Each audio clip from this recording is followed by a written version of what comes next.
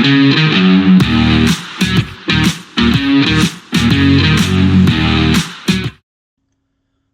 welcome back to the Supercoach Nuff channel. In this video we're going to review Game Week 9 of the 2024-25 Fantasy Premier League season.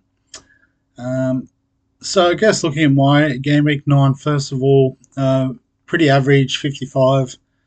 Literally given it was a 54 average round. And in the 2 million, well, just outside the top 2 mil now, so more red arrows, which is not ideal. But I guess I'm definitely not alone in that boat. I know a lot of the content creators that are a lot smarter than me are also struggling. So I guess it's one of those things where the picks just aren't hitting at the moment. But in saying that, we'll have a look at the team this week. So we went with Sanchez in goal, only returning the 1 point, so obviously no clean sheet. But also a yellow card did not help with that. Gabriel and Alexander-Arnold also returning a single point. But Rico Lewis with 6 points was obviously good to get the clean sheet from him. In the midfield, we had Johnson, who returned another single point. Salah, who got a goal. I'm guessing some bonus points there too. Yep, 3 bonus points. So 10 points from him. And Burmo was quite good with 15, so 2 goals and 3 bonus points. Rogers also blanked.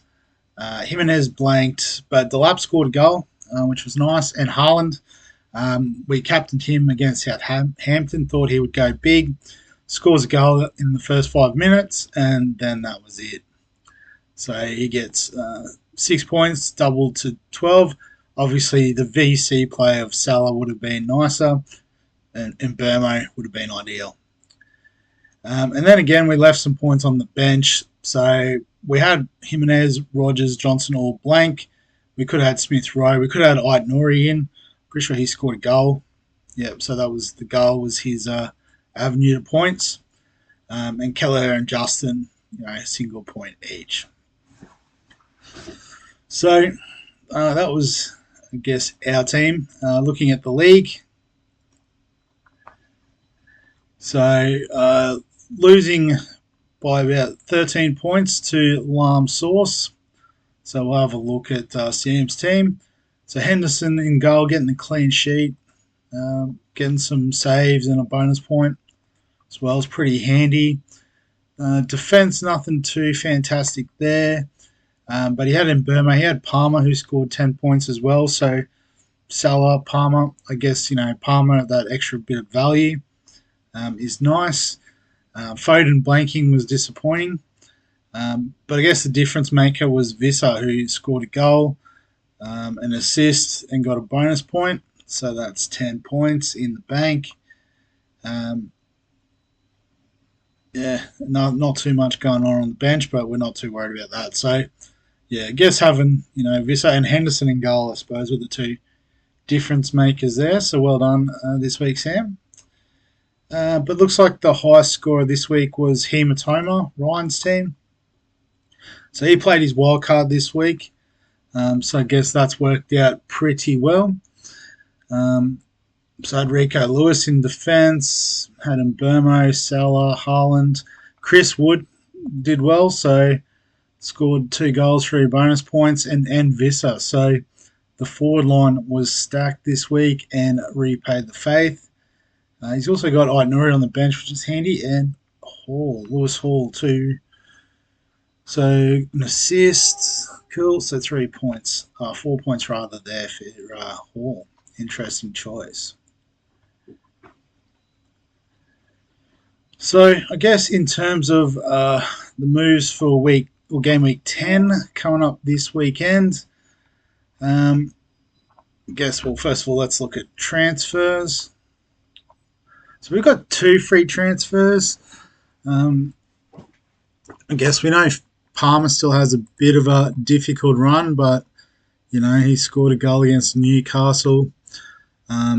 Man United will be an interesting one, given Ten Hag has just been given the Rissal. So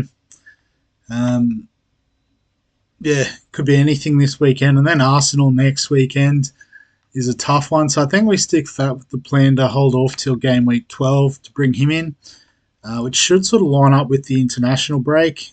Yeah, so basically after the next international break. So I think the goal is to try and hold transfers up until then. In saying that, we can continue to look at some potential options. So Sells had a good week.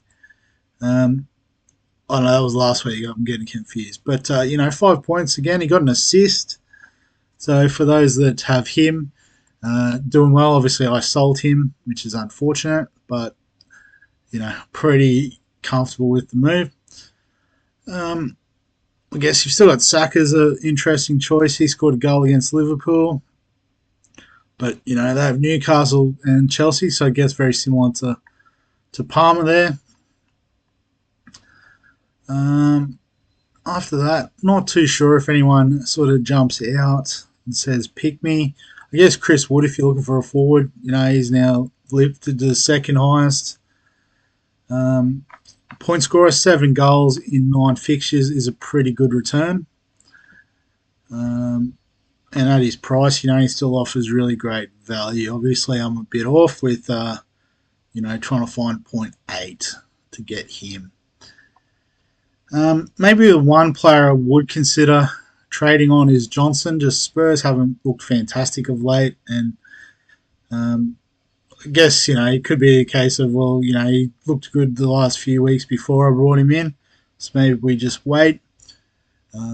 Particularly the fixture against Ipswich is a favourable one, and then in game week 12 with Man City, he might be one of the ones we can easily make way to get Palmer in. I think so.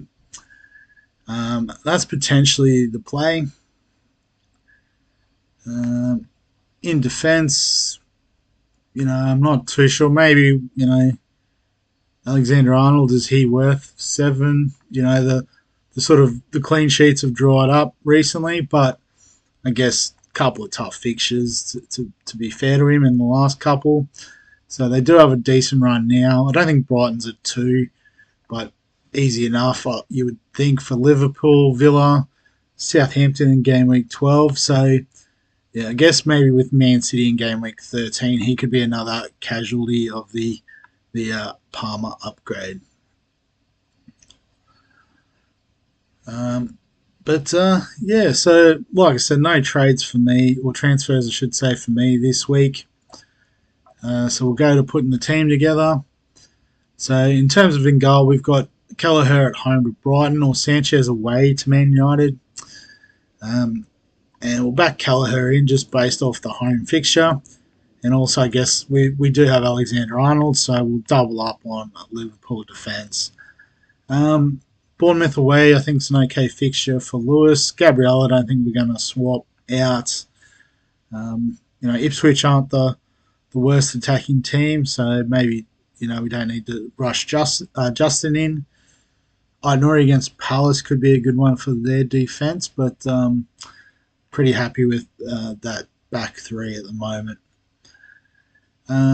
Midfield, so I guess it's probably looking at the Salah and Burmo Haaland are all locks, I think, given current form.